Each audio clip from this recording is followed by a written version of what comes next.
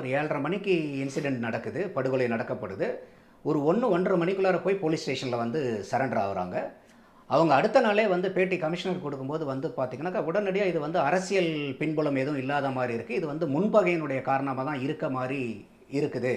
அரசியல் குற்ற பின்னணி இல்லைங்கிற மாதிரியே வந்து இது பண்ணுறாங்க. இதே தான் வந்து பார்த்தீங்கன்னா, கள்ளக்குறிச்சி அந்த ஸ்கூல்லையும் வந்து பார்த்தீங்கன்னா, ஒரு விசாரணை நடக்கிறதுக்கு முன்னாடியே வந்து ஒரு ஸ்டேட்மெண்ட். அப்போ இங்கே வந்து மக்களுக்கு வந்து என்ன அதனால தான் வந்து என்னன்னாக்கா, நீங்கள் வந்து ஒரு 4 நாள் 5 நாள் விசாரிச்சுட்டு இதை சொல்லியிருந்தீங்கன்னா கூட வந்து மக்களுக்கு வந்து உடனே அந்த சந்தேகம் வராது. ஒரு குற்ற நிகழ்வு நடக்கும்போது அதை 360 டிகிரிலையும் நீங்கள் பார்க்கணும். அப்போ அந்த தீவிரமான விசாரணை முடிஞ்சிருச்சா? ஏன் இந்த மாதிரி ஒரு கன்க்ளூஷனுக்குள்ளார வரீங்க? அதே மாதிரி ஒரு கூட்டணி கட்சியில் இருக்கக்கூடிய திருமாவளவனே வந்து என்ன சொல்றாரு, அரெஸ்ட் பண்ண ஆளுங்களாம் வந்து உண்மையான ஆளுங்க இல்லை அப்படின்னு அவர் வந்து ஒரு சந்தேகத்தை காட்டுறாரு. காங்கிரஸும் அதே தான் சொல்லுது. மாயாவதியும் சொல்றாங்க. இது எல்லாம் மாயாவதி அவங்க பேசும்போது இவங்க ஸ்டேஜில் இருக்கிறாங்க. இவங்க 2 பேரும் அங்கேயே இருக்காங்க. என்னுடைய கேள்வி என்னன்னா, அப்போ இங்கே தப்பு வந்து போலீஸ் டிபார்ட்மெண்ட் தப்பு பண்ணாங்கன்னா நீங்கள் யாரை குறை சொல்றீங்க? இப்போ யார் போலீஸ் டிபார்ட்மெண்ட்டை ஹேண்டில் பண்ணுறது? முதல்வர். எங்கேயாவது வந்து ஒரு கண்டனம் இருக்கா? சந்தேகத்தை மட்டும் எழுப்புறீங்களா? அந்த சந்தேகம் நானும் எழுப்புவேன், நீங்களும் எழுப்புவீங்கல்ல. இதில் கூட செல்வ பிறந்தகை வந்துட்டு பேசிட்டு போகும்போது இது வந்து மறுபடியும் வந்து அண்ணாமலைக்கும் செல்வ பிறந்தகைக்கும் உண்டான ஒரு சண்டையாக இல்லை இப்போ மாற்றி விட்டுட்டு மீடியாவில் பேசிகிட்டு இருக்காங்க. இவர் அப்படி சொல்லிட்டாரு, நான் கேஸை போடுவேன், நாங்கள் வந்து காமராஜர் வழி வந்தவங்க, காந்தி வழி வந்தவங்க. அவர் வந்து திருப்பி ரிப்போர்ட் கொடுக்குறாரு அண்ணாமலை, இல்லை உங்கள் பேரில் இதெல்லாம் கேஸ் இருக்குது, நான் மன்னிப்பே கேட்க முடியாது, எனக்கு அது பழக்கமே இல்லைன்னு. அப்போ இது பிரச்சனை எங்கே போகுது பாருங்கள். ஏன்னா இன்றைக்கி கலாச்சாரம் மறந்து போச்சு. இன்றைக்கி யாராவது அதை பற்றி பேசுகிறோமா? இப்போ இதுவும் பாருங்கள், ஒரு 2-3 நாள் எல்லாத்துலேயும் பெருசாக பேசப்படும்.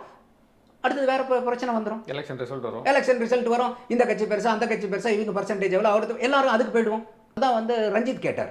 அப்போ எங்களுடைய வாக்கு பூராமே உங்களுக்கு என்ன வெறும் வாக்கு வங்கியாக தான் நீங்கள் எங்களை பார்க்குறீங்களா? விசிகாவாகட்டும் திமுகவாகட்டும் இந்த மாதிரி வந்து தலித்ஸ்க்கு அகேன்ஸ்டாக இருக்கக்கூடிய ஜஸ்டிஸ் வாங்குறதுல வந்து ஒரே சமாதானத்தில் தான் இருக்கும். ஆனால் சிஸ்டம் சரியில்லை, என்ன பண்ணுறதுங்கிறார். ஏங்க அந்த சிஸ்டத்தை சரி பண்ணுறதுக்கு தானே உங்களே கொண்டு வந்திருக்கோம். ஆட்சியில் இருக்கிற ஆளுங்களே சிஸ்டம் சரியில்லைன்னா ரஜினிகாந்த் சொன்னார்னா ஓகே சிஸ்டம் சரியில்லைன்னு. ஆட்சியில் இருக்கிறவங்களும் கூட்டணி கட்சியில் இருக்கணும், நீங்க சிஸ்டம் சரியில்லைன்னா யார்கிட்ட போய் கேட்கறது? வணக்கம் சார். வணக்கம் அருண், எப்படி இருக்கீங்க? நல்லா இருக்காரு, நீங்க எப்படி இருக்கீங்க? நல்லா இருக்கேன். ஃபைன். சட்ட ஒழுங்கு சீர்கெட்டுருச்சு, என்னது சந்தி சிரிக்குது அப்படின்ற விமர்சனங்கள்லாம் ஒரு 4-5 நாளாக பார்க்க முடியுது. இந்த ஆம்ஸ்ட்ராங் அவர்களுடைய படுகொலைக்கு பிறகு பத்திரிகையாளர்கள், எதிர்க்கட்சிகள், அரசியல் விமர்சகர்கள் எல்லாருமே இந்த விமர்சனத்தை வைக்கிறாங்க.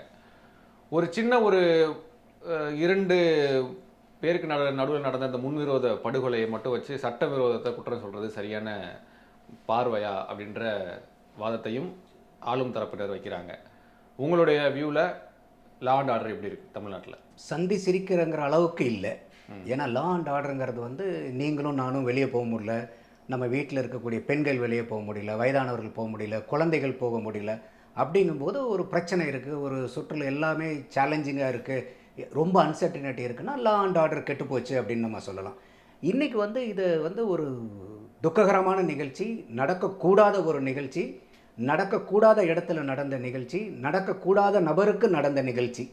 அதுக்காக வந்து ஒட்டுமொத்தமாக வந்து சட்டம் ஒழுங்கு கெட்டு போயிடுச்சு அப்படிங்கிற அளவுக்கு என்னுடைய பார்வையில் இல்லை. இது வந்து தவிர்க்கப்பட்டிருக்கணும். காவல்துறை வந்து முன்கூட்டின நடவடிக்கைகள் எடுத்திருக்கணும். நம்மளுடைய இன்டெலிஜென்ஸ் யூனிட்டும் இதில் வந்து ஃபெயிலியர் ஆகிருக்கிறதுக்கு வந்து நல்லாவே தெரியுது. இதை கண்டிப்பாக வந்து இப்போ வந்து கமிஷனரை மாற்றிருக்காங்க, ஆளுங்களை மாற்றுறாங்க. பட் இது வந்து எப்பயுமே ஏதோ ஒரு பிரச்சனைன்னா ஆளுங்களை மாற்றுறது தான் ஒரு நடவடிக்கை, யூஸ்வலான ஆக்டிவிட்டி ஆகிடுச்சு. இதே தான் கள்ளக்குறிச்சி கள்ளச்சாராய சாவுலையும் பார்த்தோம். கலெக்டரை ட்ரான்ஸ்ஃபர் பண்ணுறது, எஸ்பியை சஸ்பெண்ட் பண்ணுறது, இது வந்து ஒரு எஸ்ஓபி மாதிரி ஆகிடுச்சு, ஸ்டாண்டர்ட் ஆப்ரேட்டிங் ப்ரொசீஜர். யாராச்சும் கேள்வி கேட்டாங்கன்னா அதுக்கு ஒரு பதில் சொல்லணும். என்ன பண்ணீங்க, அதை நாங்கள் ஆளை மாற்றிட்டோமே அப்படிங்கிற அளவுக்கு. அந்த அளவுக்கு போகாமல் என்னையை பொறுத்த வரைக்கும் காவல்துறையினுடைய கடமை தப்பு செஞ்சவங்களுக்கு தண்டனை வாங்கி கொடுக்கறது வந்து ஒரு பகுதியாக இருந்தாலும் அது 2ஆம் கட்ட பகுதி. முதல் பகுதி பிரதானமான ரோல் வந்து போலீஸ்க்காகட்டும் சட்டத்துக்காகட்டும் என்ன கடமை இருக்குன்னு நான் பார்க்குறேன்னா, தப்பு நிகழாத வண்ணம் எப்படி நீங்கள் தடுக்கிறீங்க. Prevention is better than cure. ஒரு நோய் வந்ததுக்கப்புறம் நான் போய் வைத்தியர்கிட்ட போயிட்டு அங்கே போகலாமா இங்கே போகலாமான்னு பார்க்குறத விட அந்த நோய் வராமல் தடுத்துக்கிறது தானே புத்திசாலித்தனம். அப்போ நம்ம வந்து நம்மளுடைய உடம்புக்கு தனிப்பட்ட மனிதனுக்கு உண்டான பாதுகாப்புக்கே வந்து ப்ரிவென்ஷன் இஸ் பெட்டர் தேன் க்யூர்னு சொல்லும்போது ஒட்டுமொத்த சமூகத்துக்கும் நீங்கள் ப்ரிவென்டிவ் ஆக்ஷன்ஸ் தானே இங்கே இருக்கணும். அப்போ அந்த வகையில் வந்து அரசாங்கம், போலீஸ் நிர்வாகம் வந்து தவறியதான் நான் பார்க்குறேன். இதில் வந்து என்ன சொல்கிறாங்கன்னா, இப்போ நீங்கள் வந்து ஒரு காவல்துறையை வந்து நீங்கள் மாற்றும்போது இந்த மாதிரி செய்யும்போது அவர்கள் மட்டுமே குற்றவாளிங்கிற மாதிரி நீங்கள் சித்தரிக்கிறீங்க. அந்த டிபார்ட்மெண்ட் ஏதாவது தோல்வி நடந்துருச்சு. அவங்க வந்து சரியில்லை, அதனால நாங்க மாற்றோம் அப்படிங்கிற மாதிரி வருது. என்னுடைய கேள்வி என்னன்னா, இந்த காவல்துறைக்காகட்டும் இல்ல வந்து இன்டெலிஜென்ஸும் யார் கையில இருக்கு? இந்த இலாகாவினுடைய மினிஸ்டர் யார்? முதல்வர். அப்போ ஒரு சாதாரண மினிஸ்டர் ஒரு ஒரு துறைக்கு மினிஸ்டரா இருந்தாருன்னா கூட அதனுடைய அதிகாரிகளினுடைய நடவடிக்கையை கட்டுக்கோப்பா வச்சிருக்கிறது, கரெக்டா வச்சிருக்கிறது மினிஸ்டர்னுடைய ரெஸ்பான்சிபிலிட்டி, அக்கௌண்டபிலிட்டி. இப்போ நீங்க முதல்வர் வேற. அப்போ மற்ற மினிஸ்டர்களுக்கு செய்கிறத விட முதல்வருடைய நேரடி பார்வையில் இந்த போலீஸும் இன்டெலிஜென்ஸும் வரும்போது எந்த அளவுக்கு வந்து இந்த 2 டிபார்ட்மெண்ட்டும் சீரிய முறையில் இயங்கணும். மற்ற இடத்துல கூட ஒரு லேக் இருக்குது, ஃபெயிலியர் ஆயிடுச்சுன்னா கூட ஏதோ ஒரு ப்ளேம் பண்ணலாம். ஒரு முதல்வருடைய நேரடி கண்காணிப்பில் இருக்கக்கூடிய ஒரு இலாக்காவில் வந்து இருக்கக்கூடிய அதிகாரிகளினுடைய தவறுனால, ஏன்னா நீங்கள் அதை தான் நீங்கள் இங்கே சித்தரிக்கிறீங்க. ஒரு நபரை வந்து டிரான்ஸ்ஃபர் பண்ணும்போது இங்கெல்லாம் சிஸ்டத்துலலாம் ஒன்றும் ப்ராப்ளம் இல்லை, இண்டிவிஜுவல் ப்ராப்ளம் அது. அதனால் அந்த இண்டிவிஜுவலை மாற்றிட்டு இன்னொரு இண்டிவிஜுவலை நான் கொண்டு வந்தால் because of individual qualities, responsibilities, அவங்களுடைய ஸ்கில் செட்டை பொறுத்து நீங்கள் மாறுங்கிறத பண்ணும்போது ஒரு குறிப்பிட்ட நபரையோ இல்லை ஒரு குறிப்பிட்ட இலாக்காவையோ நீங்கள் குற்றம் சாட்டுற மாதிரி ஆகிடும். அப்போ என்னுடைய கேள்வி என்னென்னா, முதல்வருடைய பொறுப்புணர்ச்சி இங்கே எங்கனாச்சு? முதல்வர் பொறுப்பு வந்து ஏன் தவறுறாரு? அப்போ இதை வந்து ஜாயிண்ட் அக்கௌண்டபிலிட்டி தானே எடுக்கணும். இது போலீஸ் டிபார்ட்மெண்ட் மட்டும் சொல்லிட்டு போகிறதுல எனக்கு வந்து அது உடன்பாடாக இல்லை. இல்லை, இப்போ 90ஸ்லாம் நம்ம பார்த்துருப்போம், ரவுடிகள் தாதாக்களுடைய அட்ராசிட்டிஸ்லாம் இருந்துச்சு. அதெல்லாம் கம்பேர் பண்ணும்பொழுது இன்றைக்கி வந்து ஒரு ஒரு ஒரு பீஸ்ஃபுல்லான, நீங்கள் ஆரம்பத்திலே சொன்ன மாதிரி நம்ம வெளியில் போய் சுதந்திரமாக நடமாடுறோம். அந்த அளவுக்கு மோசமான நிலைமை, அன்றைய காலத்தில் இருந்த அளவுக்கு மோசமான ஒரு தாதாக்கள் ரவுடிகளுடைய அந்த அட்ராசிட்டிஸ்லாம் இன்றைக்கி பார்க்க முடியறதில்லை. கொலைகள் நடக்குது, கம்பேர் வித்து இன்றைக்கெல்லாம் வந்து இந்த குறிப்பிட்ட நாட்களுக்குள்ளே இத்தனை 100 கொலைகள் நடந்திருக்கு அப்படின்லாம் சொல்கிறாங்க. இதெல்லாம் மட்டும் வச்சு இந்த லா அண்ட் ஆர்டரை இட போட்டுற முடியுமா?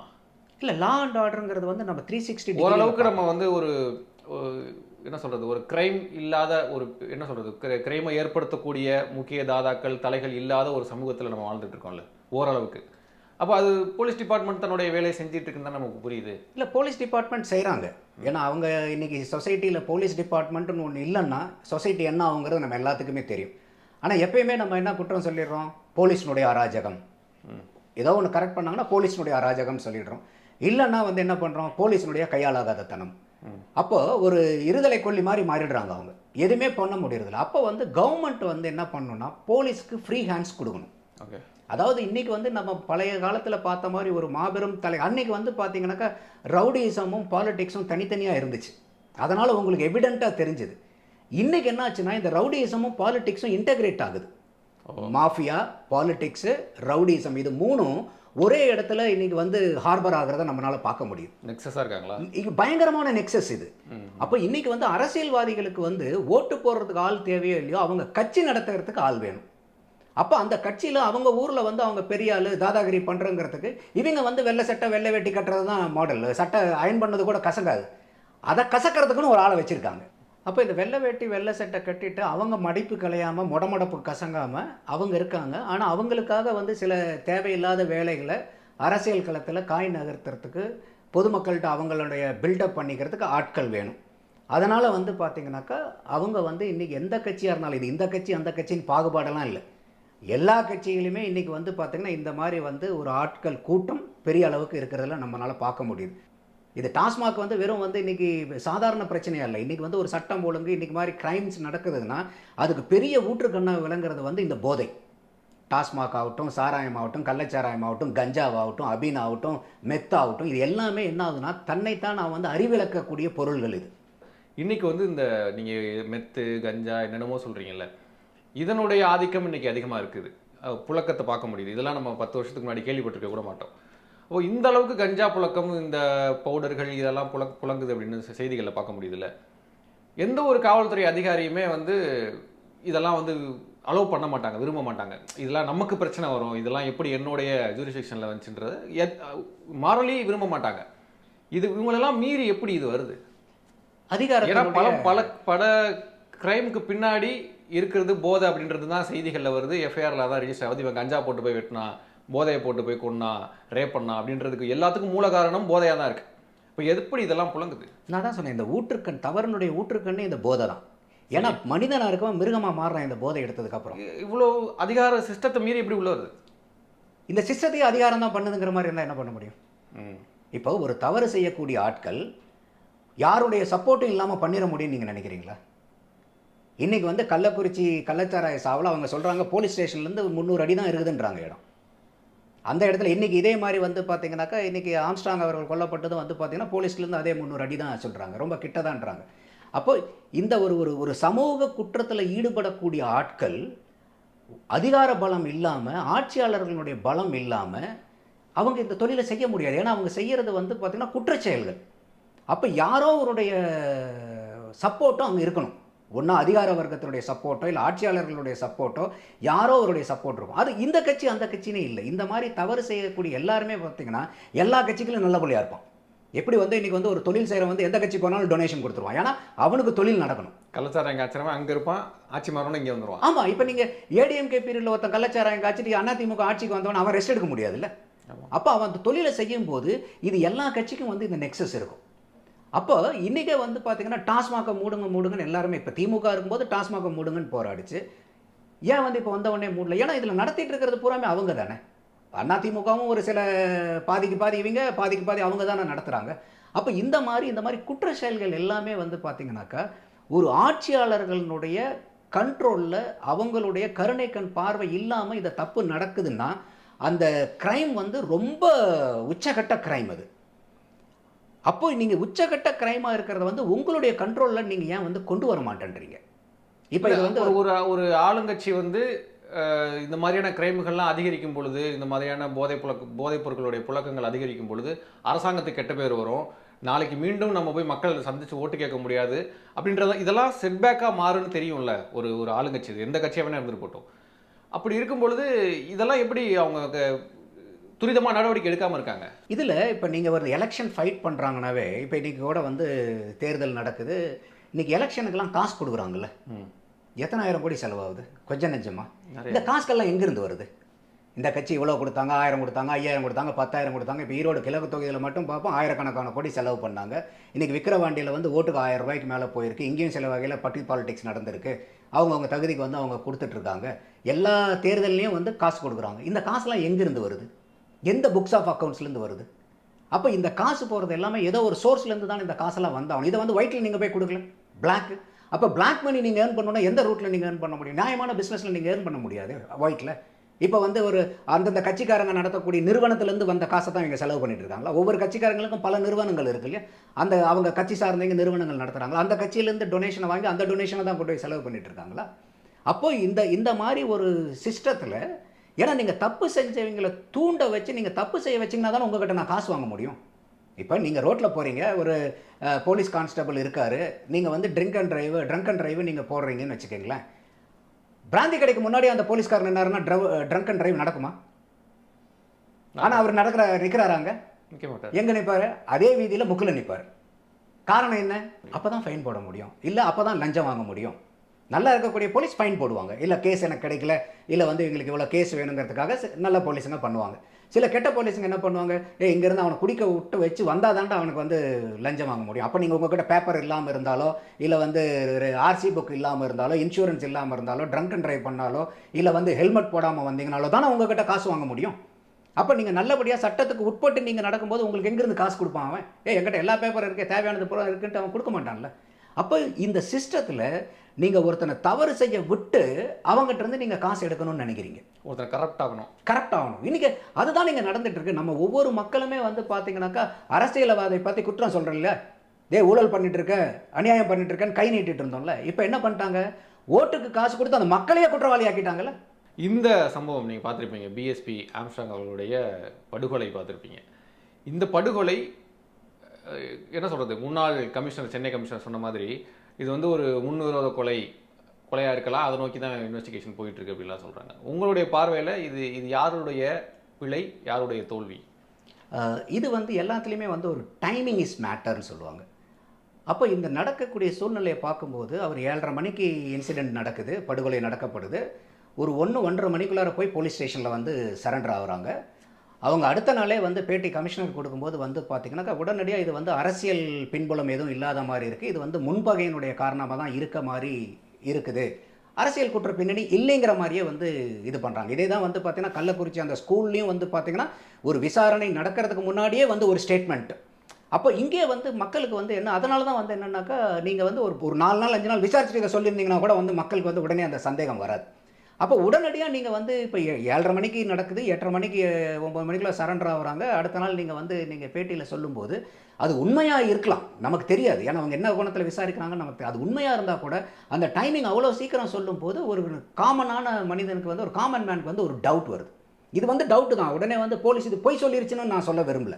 ஏன்னா அவங்களுக்கு கிடைச்ச தகவலை வச்சு தான் பார்ப்பாங்க. ஆனால் என்னைய பொறுத்த வரைக்கும் ஒரு பார்வை என்னன்னா, ஒரு குற்ற நிகழ்வு நடக்கும்போது அதை 360 டிகிரிலையும் நீங்கள் பார்க்கணும். இப்போ நம்ம வந்து 1-2 பெர்ஸ்பெக்டிவை மட்டும் பார்க்குறது நமக்கு ஓகே. ஆனால் ஒரு காவல்துறையில் என்ன சொல்கிறோம், நம்ம பொதுவாகவே என்ன சொல்கிறோம், கண்ணால் பார்ப்பதும் போய், காதால் கேட்பதும் போய், தீர விசாரிப்பதே மெய்.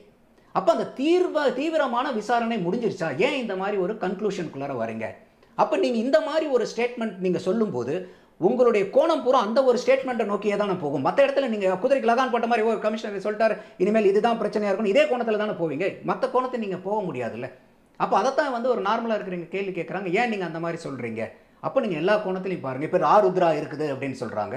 அப்போ இந்த ஆருத்ராவுடைய இதில் ரோல் ஏதாவது இருக்கா? ஏன்னா அதில் தான் வந்து அந்த பழைய பஞ்சாயத்து நீங்கள் சொல்கிற இந்த முற்பகை வந்தது பூரா அந்த ஆருத்ராவில் நடந்தக்கூடிய பல்லாயிரக்கணக்கான கோடி ஊழலில் வந்து அந்த காசை வாங்கி அவங்கவுங்க, ஏன்னா இப்போ நிறைய பெரிய ஆளுங்க பூரா அதில் முதலீடு பண்ணியிருக்கிறதாகவும் அவங்களும் வந்து இந்த மாதிரி கூலிப்படைகளை வச்சு அவங்க கிட்டேருந்து காசை வாங்கி செட்டில் பண்ணுறதுக்கு பண்ணதாகவும் அதில் ஏற்பட்ட பல கழுதைகள் வந்து இன்றைக்கி வெளியே வந்துட்டுருக்கு.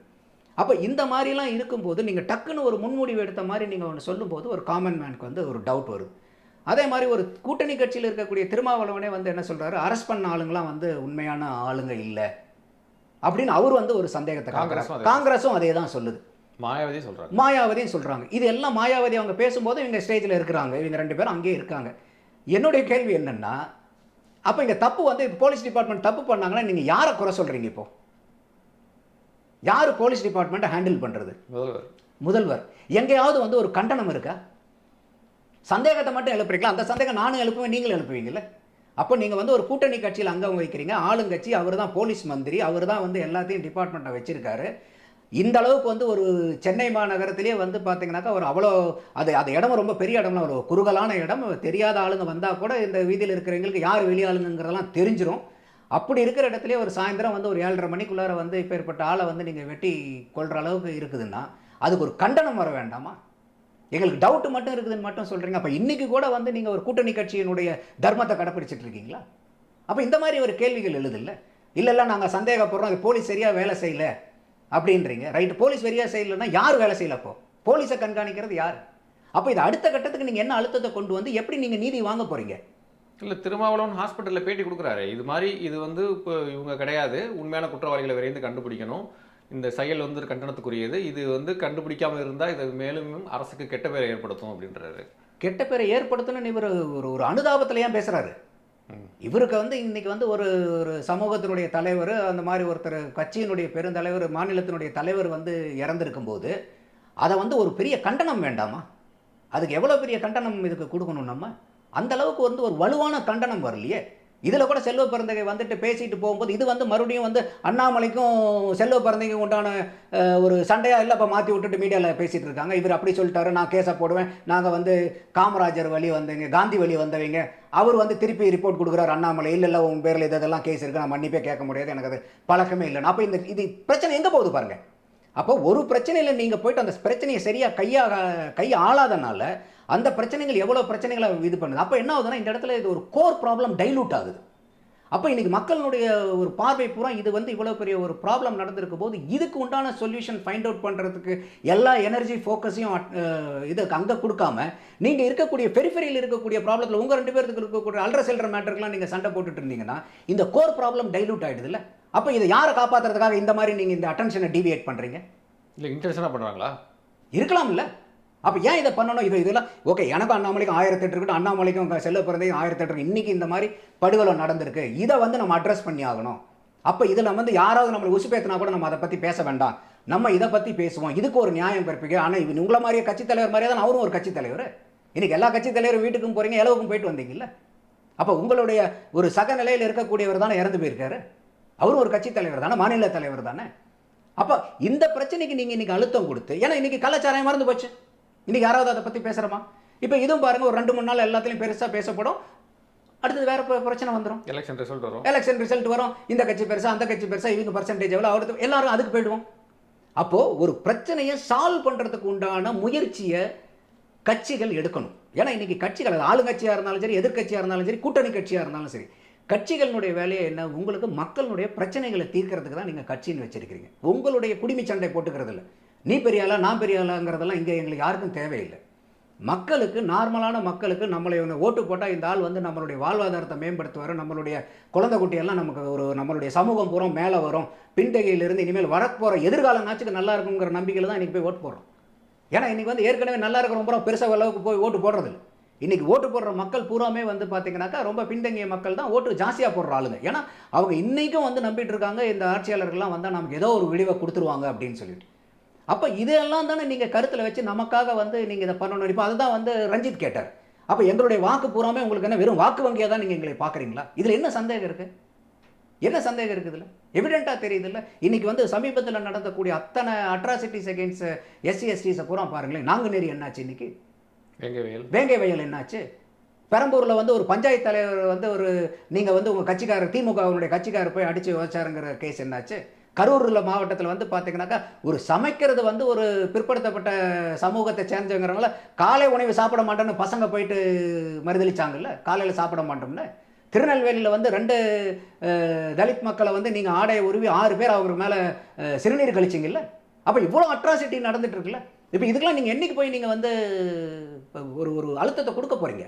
அவர் திருமாவளவன் பல ஸ்டேட்மெண்ட்டில் இதெல்லாம் பற்றி பேசும்போது என்ன சொல்கிறாருன்னா, இல்லை நாங்கள் வந்து முதலமைச்சரும் வந்து இதுக்கு ஆக்ஷன் எடுக்கிறதுக்குலாம் ரெடியாக தான் இருக்கார், ஆனால் டிலே வந்து போலீஸ் சைட்லேருந்து நடக்குதுங்கிறார். இதே திருமாவளவன் இந்த மற்ற கட்சி பிரச்சனைகளெல்லாம் பேசும்போது அதே மாதிரி வந்து பார்த்திங்கன்னா, நாங்கள் வந்து விசிகாவாகட்டும் திமுகவாகட்டும் இந்த மாதிரி வந்து தலித்ஸ்க்கு அகேன்ஸ்டாக இருக்கக்கூடிய ஜஸ்டிஸ் வாங்குறதுல வந்து ஒரே சமாதானத்தில் தான் இருக்கோம், ஆனால் சிஸ்டம் சரியில்லை, என்ன பண்ணுறதுங்கிறார். ஏங்க அந்த சிஸ்டத்தை சரி பண்ணுறதுக்கு தானுங்க உங்களே கொண்டு வந்திருக்கோம். ஆட்சியில் இருக்கிற ஆளுங்களே சிஸ்டம் சரியில்லைன்னா ரஜினிகாந்த் சொன்னாருன்னா ஓகே சிஸ்டம் சரியில்லைன்னு. ஆட்சியில் இருக்கிறவங்களும் கூட்டணி கட்சியில் இருக்கணும், நீங்கள் சிஸ்டம் சரியில்லைன்னா யார்கிட்ட போய் கேட்குறது? அப்போது சிஸ்டத்தை சரி பண்ணுறதுக்கு தானே உங்களை கொண்டு வந்தோம். சிஸ்டம்ங்கிறத என்ன, அதுவாக உருவாகலை, மனிதர்களாக சேர்ந்து நம்ம கொண்டு வரக்கூடிய சில கட்டமைப்புகளை தான் நம்ம சிஸ்டம்னு சொல்கிறோம். அப்போ சிஸ்டம் வந்து இயற்கையிலே வந்துடல, எந்த சிஸ்டமுமே, எல்லா சிஸ்டமுமே மேட் பை மென் தான். அப்போது இந்த சிஸ்டத்தை மாற்றுறது ஈஸி தானே. நீங்கள் உண்டு பண்ண சிஸ்டத்தை நீங்கள் மாற்ற முடியாதா? நீங்கன்னு சொல்கிறது மக்கள். அப்போ நீங்கள் கூட்டணி கட்சியில், ஆளும் கட்சியில் நீங்கள் அதிகாரத்தில் இருக்கீங்க. இப்போ திருமாவளவன் வந்து பார்த்தீங்கன்னா அவர் மேலே எனக்கு ரொம்ப மரியாதை இருக்குது. ஆனால் நீங்கள் கொடுக்குற ஸ்டேட்மெண்ட்டு அவருக்கும் இதாக தான் இருக்குது, எங்களுக்கும் ஒரே இதில் தான் தளத்தில் தான் இருக்கும். ஆனால் சிஸ்டம் சரியில்லைன்னா அப்போ நீங்கள் சிஸ்டத்தை மாற்றாமல் நீங்கள் வேறு என்ன பண்ணுறதுக்காக நீங்கள் ஆட்சியில் இருக்கீங்க? நீங்கள் வந்து இதை வந்து திராவிட நாடு, பகுத்தறிவு பாசறை, இது வந்து சமூக நீதி, சமத்துவம், இதெல்லாம் பேசுகிறதெல்லாம் அப்புறம் எதுக்காக? அந்த சிஸ்டத்தை மாற்றுறதுக்காக தானே இருக்கீங்க. அப்போ இன்றைக்கி வந்து பார்த்தீங்கன்னா இன்னொரு புள்ளி விவரம் என்ன சொல்லுதுன்னா, 2019 21 வரைக்கும் வந்து பார்த்தீங்கன்னாக்கா நேஷ்னல் ஏவரேஜ், அதாவது அட்ராசிட்டிஸ் அகெயின்ஸ்ட் SC/ST க்ரோத் வந்து பார்த்தீங்கன்னாக்கா ஆல்மோஸ்ட் நியர்லி 10%, லெஸ் தென் 10%. தமிழ்நாட்டில் 17%. எந்த வருஷம்? 19 21 வரைக்கும். அப்போ 17% வந்து நீங்கள் நேஷ்னல் ஆவரேஜை விட நீங்கள் தமிழ்நாட்டில் வந்து அட்ராசிட்டிஸ் அதிகமாக இருக்க. 19 to 21 திமுக ஆட்சி கிடையாதுல்ல. யாராக இருக்கட்டும், நான் தான் திமுகனே குறை சொல்லலை, நான் ஆட்சியாளர்கள் அவ்வளோதான், யார் வேணால் ஆட்சியில் இருக்கட்டும். இப்போ அதுக்கு முன்னாடியும் நடந்திருக்கு, இல்லாமல்லாம் இல்லை. நான் சொல்கிறது ஒரு குறிப்பிட்ட புள்ளி விவரம். அப்போ இது ஏன்னா இது ஏற்கனவே இருந்ததை வச்சு தான் இது வளர்ச்சின்னு சொல்கிறோம். அப்போ இதிலிருந்து 17% க்ரோத் ஆகிருக்குன்னா வேறு ஏதோ ஒரு பேஸ் இருக்குல்ல. புதிய தலைமுறை செய்தி சேனலில் வந்து ஒரு RTI போட்டு ஒரு தகவல் எடுக்கிறாங்க. அதில் வந்து கடந்த 6 ஆண்டுகளில் 5100 கொலைகள் நடந்திருக்கு தமிழ்நாட்டில். குறிப்பாக நெல்லை மாவட்டத்தில் மட்டும் கடந்த 3 ஆண்டுகளில் 234 கொலைகள் நடந்திருக்கு. அதில் பெரும்பாலும் சாதிய கொலைகள்.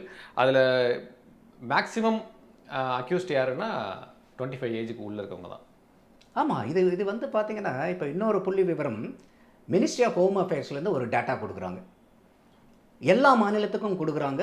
எந்தெந்த கிராமங்களெல்லாம் இந்த மாதிரி அட்ராசிட்டி ப்ரோன் வில்லேஜஸ், அதாவது இந்த மாதிரி கொடுஞ்செயல்கள், வன்கொடுமைகள் நடக்கக்கூடிய, சாதிய வன்கொடுமைகள் நடக்கக்கூடிய மாவட்டங்கள், வில்லேஜஸ் எவ்வளோன்னு பார்க்கும்போது தமிழ்நாட்டில் எத்தனை மாவட்டம் இருக்குது?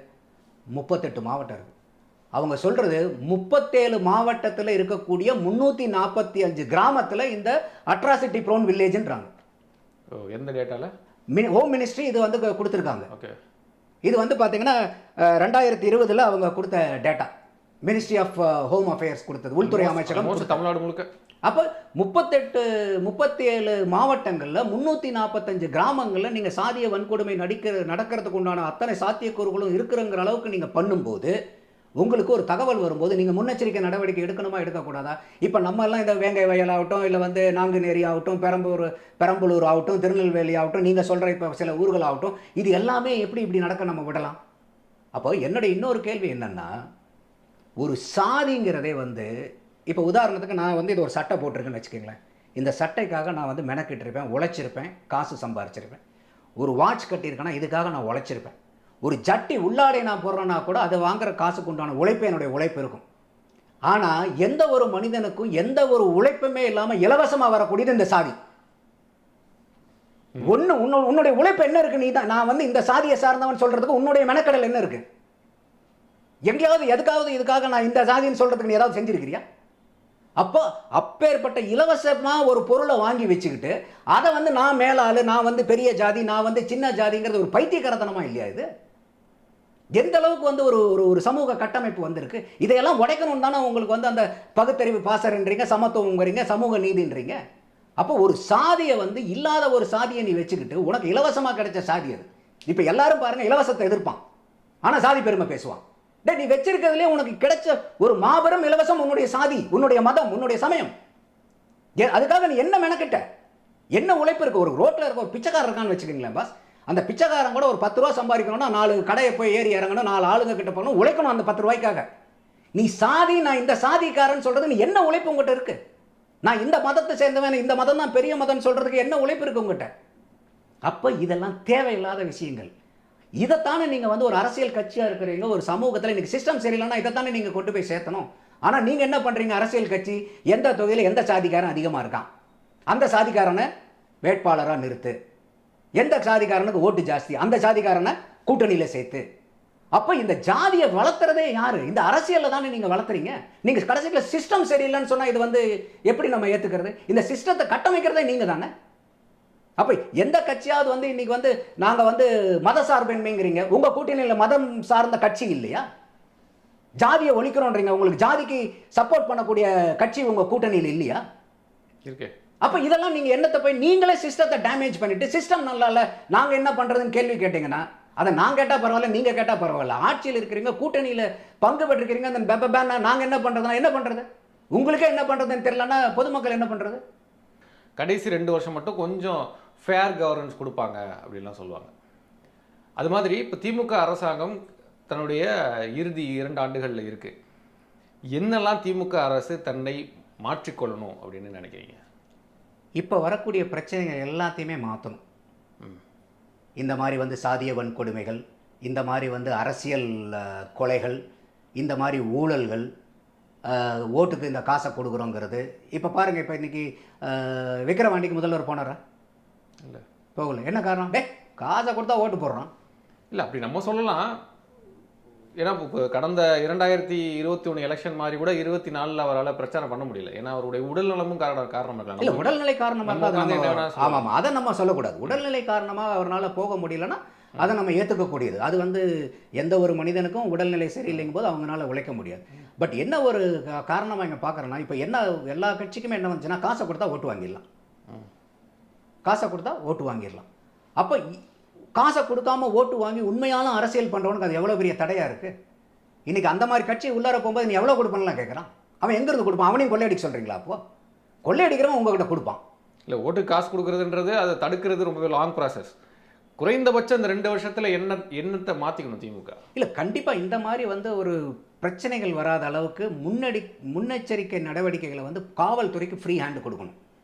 காவல்துறைக்கு வந்து இப்போ காவல்துறையை மட்டும் போய் குற்றம் சொல்கிறது என்னால் ஏற்றுக்க முடியாது. அந்த காவல்துறைக்கு நீங்கள் ஃப்ரீ ஹேண்டு கொடுக்கணும். இன்டெலிஜென்ஸ்க்கு வந்து அதே மாதிரி ப்ராப்பராக அவங்க ஃபங்க்ஷன் பண்ணணும். கவர்மெண்ட் டிபார்ட்மெண்ட் எல்லாமே வந்து பார்த்தீங்கன்னா நீங்கள் சொல்கிறது வந்து முதல்ல 3 வருஷத்தில் எப்படி வேணால் இருந்துக்கலாம். ஃபர்ஸ்ட் 3 வருஷம் நமக்கான இருந்ததுனால அப்படி சொல்கிறேன். அதான் எல்லா கட்சியிலுமே தான். இது திமுகவை மட்டும் நான் குற்றம் சொல்லலை. இப்போ நீங்கள் எடப்பாடி ஆட்சிக்கு வந்த போது மட்டும் எப்படி இருந்துச்சு? ஃபஸ்ட்டு ஒரு 3 வருஷம், ஃபஸ்ட்டு 1 வருஷம் ஜெயலலிதா இருந்தாங்க ஹாஸ்பிட்டலில். அப்புறம் எடப்பாடி வந்தார். எங்கேயாவது மனுஷங்களை பற்றி யோசிச்சாங்களா? கூவத்தூர் கூத்து, ரெசார்ட் ப்ராப்ளம், இந்த கட்சி அங்கே போகிறது, அங்கே இங்கே வர்றது, ஆளுங்களை போகிறது, மீடியாவை முதல் கொண்டு எல்லாமே இதைத்தானே பேசிகிட்டு இருந்தோம். அப்போ மக்களுக்கு பூராமே இவங்க உள்கட்சியில் இருக்கக்கூடிய பிரச்சனை தான் மக்கள் பிரச்சனையா? இன்றைக்கும் அப்படி தானே பண்ணிட்டு இருக்கீங்க. அப்போ உங்கள் பிரச்சனையை பூரா எல்லாமே பண்ணிட்டது கடைசியில் 2 வருஷம் நீங்கள் ஆட்சி பண்ணணும்னு நினச்சிங்கன்னா எடப்பாடி நாளைக்கு கடைசியில் 2 வருஷம் நல்லா தான் செஞ்சார். மக்கள் அதுக்காக உடனே போட்டுருவாங்களா? எல்லாருமே யோசிப்பாங்கல்ல.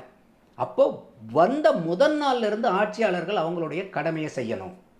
அப்போ உங்களுடைய நீடித்து நீங்கள் நிலைச்ச ஆட்சியை பண்ணணும். யாராக இருந்தால் என்ன, நமக்கு யார் ஆட்சி பண்ணால் என்ன, நம்ம எதிர்பார்க்கறது நியாயமான ஆட்சி, தர்மமான ஆட்சி, எல்லாத்துக்கும் பொதுவான ஆட்சி, பொதுவான நீதி. இதை தான் நம்ம எதிர்பார்க்குறோம். அப்போ ஒரு சமூகத்தில் மேலே பவர்ஃபுல்லாக இருக்கிற சமூகத்துக்கு ஒரு சட்டமும் பவர்லெஸ்ஸாக இருக்கக்கூடிய சமூகத்துக்கு ஒரு சட்டமும் இருக்கிறதெல்லாம் இந்த மாதிரி சோக்கால் 57 வருஷமாக இந்த திராவிட கட்சிகள் நாங்கள் தான் ஆண்டோம், நாங்கள் தான் இதெல்லாம் பண்ணணுங்க போது. ஏன்னா இன்றைக்கி பிஏ பட்டம் ஒன்று வாங்கினா கூட நாய் கூட பிஏ பட்டம் வாங்குற அளவுக்கு இவங்களுடைய ஆட்சி சிறப்பாக வச்சிருக்கு. அந்த அளவுக்கு நாங்கள் இப்போ நாய்க்கே பிஏ பட்டம் படிக்கிற அளவுக்கு நாயை வளர்த்திருக்காங்க இவங்க. அப்போ அந்த அளவுக்கு நீங்கள் எல்லாத்தையும் நீங்கள் உரிமை எடுத்துக்கும் போது இதை நீங்கள் சமூகத்திற்கு நீங்கள் முன்னுக்கு வரது நீங்கள் தானே அந்த ரெஸ்பான்சிபிலிட்டி எடுத்துக்கணும். அப்போ ஒவ்வொரு துறையிலையுமே இவங்க அதே மாதிரி பார்த்தீங்கன்னா எந்த டிபார்ட்மெண்ட் எடுத்தாலும் லஞ்சம், ஊழல். அப்போது இந்த பிரச்சனைகள்லாம் இது ஒரு கேன்சர் மாதிரி இது. அப்போ இதை நீங்கள் எவ்வளோக்கு எவ்வளோ சீக்கிரம் அட்ரஸ் பண்ணுறீங்களோ அவ்வளோக்கு எவ்வளோ நல்லாயிருக்கும். இல்லைன்னா நீங்கள் வீட்டுக்கு போயிடுங்க, வேறு யாரோ அதை கரெக்ட் பண்ணணும். நம்ம நேரடியாக மக்கள் பாதிக்கப்படக்கூடிய விஷயங்கள் உடனே தடுத்து. ஆமாம், நீங்கள் என்ன வேணால் பண்ணிக்கிங்க, காமன் மேனுக்கு பிரச்சனை வரக்கூடாது. ஆமாம், அவனுக்கு அவனுடைய வாழ்வாதாரத்தை நீங்கள் முன்னேற்றணும். இன்றைக்கி ஏகப்பட்ட நாட்டில் வேலை வாய்ப்பு இல்லாத பிரச்சனை இருக்குது, முதலீடு இல்லைங்கிற பிரச்சனை இருக்குது. நீங்கள் உங்களுடைய சாதனையாக போய் விற்கிற வண்டியிலே நீங்கள் பேசுகிறது என்ன பேசுகிறீங்க, நாங்கள் 1000 ரூபா கொடுத்துருக்குறோம் உரிமை தொகை. நீங்கள் ஒன்றும் இல்லை, நல்லா யோசிப்பாங்க. நீங்கள் 1000 ரூபான்னா 1,15,00,000 பேர் வாங்குறாங்க. 1,15,00,000 பேருங்கிறது மாதத்துக்கு எவ்வளோ ஆகுது? 1150 கோடி. ஒரு வருஷத்துக்கு என்ன ஆகுது? 10 மாதத்துக்கு 11,150, மீதி 20, 13,000 சில்லற கோடி ஒரு வருஷத்துக்கு. 5 வருஷத்துக்கு எவ்வளோ ஆகுது? இது 50, 5, 3, 15, 65,000 to 66,000 கோடி சும்மா கொடுக்குறீங்க.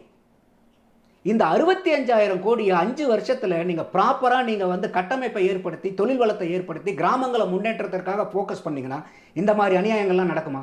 அவங்க 5 வருஷம்லாம் கொடுக்கலையே, 2.5 வருஷத்துக்கு அப்புறம் தான் கொடுக்க ஆரம்பிச்சு. இல்லை, இப்போ நீங்கள் கொடுத்துட்டீங்களா, அடுத்த தடவை வரும்போது இதை நிறுத்த முடியாது. அதாவது எல்லாத்துக்குமே கொடுக்கறதுக்கு தான் உரிமை இருக்குது, நிறுத்துறதுக்கு உரிமை இல்லை. ஏன்னா நிறுத்தினா ஓட்டு போட மாட்டான். இப்போ இது ரொம்ப உரிமை. மக்கள் நான் கேட்குறது, இப்போ நீங்கள் 1000 ரூபா கொடுக்குறீங்களா, நீங்கள் 1000 ரூபா நீங்கள் பத்துமா உங்கள் குடும்பத்துக்கு? நான் கேள்வி கேட்குறேன். ஒரு 1000 ரூபா பத்து. நான் என்ன சொல்கிறேன், 1 லட்ச ரூபா கொடுங்கன்றேன் நான். ஏன்னா இன்றைக்கி இருக்கக்கூடிய விலைவாசிக்கு 1 லட்ச ரூபா இருந்தால் கூட குடும்பத்தை சந்தோஷமாக நடத்த முடியாத சூழ்நிலை இருக்குது. 1 லட்ச ரூபா கொடுங்கன்றான். ஏன் 1000 ரூபா கொடுக்குறீங்க? ஒவ்வொரு குடும்பத்துக்கும் 1 லட்ச ரூபா கொடுங்க, சுபிட்சமாக இருக்கட்டும் தமிழ்நாடு. என்னுடைய கேள்வி என்னன்னா, அந்த 1 லட்ச ரூபா எங்கேருந்து கொண்டு வர போகிறீங்க, எப்படி கொண்டு வர போகிறீங்க? சோர்ஸ் ஆஃப் இன்கம் வேணுமில்ல. நோட் அடிக்க போகிறோமா? நம்ம முடியாது இல்லை, அது சென்ட்ரல் கவர்மெண்ட்டுடைய கட்டுப்பாட்டில் இருக்குது. எங்கே பண்ண போகிறோம்? அந்த நீ 1 லட்சமே கொடு, 1 லட்ச ரூபா கொடு, மாதம் 12 லட்ச ரூபா கொடு. காங்கிரஸில் எவர் சொன்னார்ல, டக்கா டக் டக்கா டக்குன்னு உங்களுக்கு வந்துட்டே இருக்கும், வருஷத்துக்கு 1 லட்ச ரூபான்னார்ல. நீங்கள் மாதம் 1 லட்ச ரூபா அனௌன்ஸ் பண்ணுங்க, என்ன கெட்டு போயிட போகுது? மக்கள் எல்லாமே சந்தோஷமாக இருக்கட்டுமே. எங்கேருந்து வருது இந்த 65,000 கோடி 66,000 கோடியை சும்மா தூக்கி கொடுக்குறீங்க? ஒரு 1000 ரூபாய்ங்கிறது, அந்த 1000 ரூபாயில் அந்த குடும்பம் பொழைச்சிருமா? உடனே சில பேர் என்ன சொல்லுவாங்க, 1000 ரூபாய்க்கு என்னென்னலாம் செலவு இருக்குது தெரியுங்களா, அதெல்லாம் அந்த குடும்பம் பூரா எவ்வளோலாம் காப்பாற்றும் தெரியுங்களா, அது எவ்வளோ உதவும் தெரியுங்களான்னு சொல்லுவாங்க. நான் என்ன சொல்கிறேன், அதுக்கு உண்டான தொழில் வளத்தை அந்த பகுதியில் ஏற்படுத்தி கொடு. இன்றைக்கி 65,000 கோடி வைங்க பாஸ். இன்றைக்கி 38 மாவட்டம்னு 65,000 கோடி. நீங்கள் எவ்வளோ ஒவ்வொரு மாவட்டத்துக்கு நீங்கள் 2,000 கோடி செலவு பண்ணலாமே. அந்த 2,000 கோடிக்கு நீங்கள் எவ்வளோ தொழில் வளத்தை கொண்டு வரலாம், எவ்வளோ வேலை வாய்ப்புகளை உருவாக்கலாம். அந்த வேலை வாய்ப்பை உருவாக்கும் போது என்ன ஆகுனா, அந்த வேலை வாய்ப்பு நீங்கள் அந்த கேபிட்டல் எக்ஸ்பெண்டிச்சரில் இந்த பணத்தை செலவு பண்ணும்போது 100 ரூபா 110 ரூபாயாக மாறும், 120 ரூபாயாக மாறும். ஆனால் நீங்கள் இலவசமாக கொடுக்கக்கூடிய இந்த 1000 ரூபாய் 800 ரூபாயும் 900 ரூபாயும் குறைஞ்சு போயிடும், வேல்யூ குறையும் உங்களுக்கு பணமாக கொடுக்கும்போது. ஆனால் இதே நீங்கள் எக்கனாமிக்கல் சைடில் நீங்கள் ஒரு கேபிட்டல் எக்ஸ்பெண்டிச்சராக நீங்கள் பண்ணும்போது இந்த பணத்தை ஜென்ரேட் பண்ணும். அப்போ நீங்கள் இன்னும் அடுத்த வருஷத்துக்கு 1000 ரூபா கொடுக்க போகிறீங்களா அந்த குடும்பத்துக்கு? அப்போ இதே வந்தால் ஒவ்வொருத்தர் இப்போ நீங்கள் 1000, அடுத்தது 2000, அடுத்தது 3000 இப்படியே போயிட்டு இருக்கிறதா? அப்போ அந்த 1000 ரூபாய்க்கு தான் அந்த வாங்குறதுக்கு உண்டான நிலைமை இருக்குதுன்னு சொல்கிறது நீங்கள் உண்மையினே கூட வச்சுக்கலாம். அப்போ அந்த மக்கள் அப்படியே தான் 1000 ரூபா கொடுத்து வச்சுட்டே இருக்க போகிறீங்களா? தொலைநோக்கு பார்வை வேண்டாமா? இந்த 65,000 கோடிங்கிற சாதாரண அமௌண்ட்டா சொல்லுங்க? பெரிய அமௌண்ட்ல, பெரிய அமௌண்ட்டு 65,000 கோடி சாதாரண அமௌண்ட்டா? இதை மட்டும் நீங்கள் மக்களுடைய இதுக்காக நீங்கள் செலவு பண்ணீங்கன்னா எத்தனை கிராமத்தை நீங்கள் டெவலப் பண்ணலாம்? அப்போ அந்த இடத்துல இருக்கு, நீங்கள் சொன்னீங்க இல்லையா, அந்த இளைஞர்கள் தான் நிறையா கொல்லப்படுறாங்கன்னு. அப்போ அந்த இளைஞர்கள் பூரா அவன் படிச்சுட்டு வேலை வெட்டிக்கு போனால் அவனுக்கு இந்த மாதிரி பிரச்சனைக்கு போகணுங்கிற எண்ணம் வருமா? சரக்கடிக்கணுங்கிற எண்ணம் வருமா? காலையிலேயே டாஸ்மாக் போகலாங்கிற எண்ணம் வருமா? ஒவ்வொரு சின்ன சின்ன தொழிற்சாலைகள் ஆரம்பிக்கலாம், அரசே ஆரம்பிக்கலாம். எடப்பாடி பழனிசாமி சொன்னது ஞாபகம் வருது. இப்போ இவரும் முதலமைச்சரும் மு.க. ஸ்டாலினும் வெளிநாடுகளுக்கெல்லாம் போய் முதலீடு இருக்க போகிறேன்னு போனார். ஆனால் ஒரு மால் வருது அப்படின்னாங்க, அது எங்கே வருதுன்னு தெரியல. கடந்த ஆட்சியிலையும் போனாங்க, அங்கே போயிட்டு கால்நடை பூங்கா நான் அமைப்பேன் அப்படின்னாரு, அங்கெல்லாம் போய் பார்த்துட்டு வந்தார், அமைச்சாங்க. இன்னும் அது திறக்கவே இல்லை. இந்த அரசாங்கம் முடக்கி வச்சிருக்கு அப்படின்னாரு.